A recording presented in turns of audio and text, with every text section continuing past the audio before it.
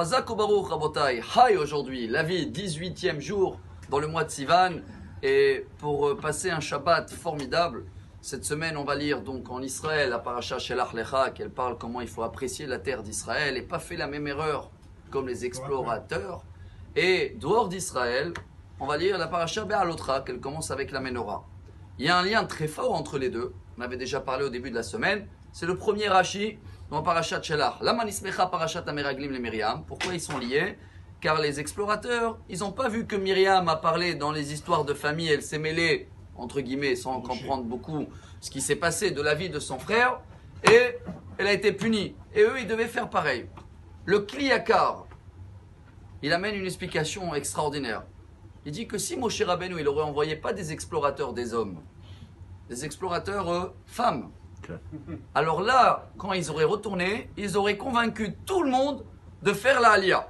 Comment on sait? Il amène la preuve que les enfants, les filles de Tselophrad, tout de suite après la faute, ils sont partis dire à Moshe Rabbeinu, nous on veut un héritage en Israël. Et je crois qu'il y a un message pour nous formidable.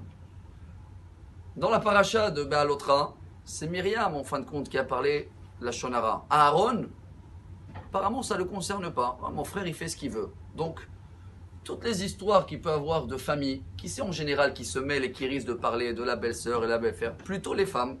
Mais d'un autre côté, c'est l'inverse. Dans tout ce qui est la Aliyah, dans tout ce qui est la beauté d'Israël, qui c'est qui risque de pas très bien le comprendre? Les hommes. Alors on vient de comprendre un message énorme de Shalom Bayit, chers amis. Et si on arrive à le faire, on a un secret que si Dieu veut, on va essayer la semaine prochaine, si Dieu veut sur Paris, essayer de le détailler. Comment on peut tirer des conseils de ces parachiotes-là pour améliorer le Shalom Bayit, pour améliorer une bonne parnassa, et ça va influencer aussi l'éducation des enfants. En gros, ça va donner un total pour, si Dieu veut réussir, peu importe où on est, mais même si on va bientôt prévenir la Aliyah, on va réussir. Alors le message pour nous, si Dieu veut, pour que la lumière de la Menorah va éclairer notre semaine, et pour apprécier un peu plus la terre d'Israël, c'est de se rappeler, mesdames, on essaye d'apprendre le message de Myriam et de moins de se mêler dans des histoires de famille, belle famille, etc.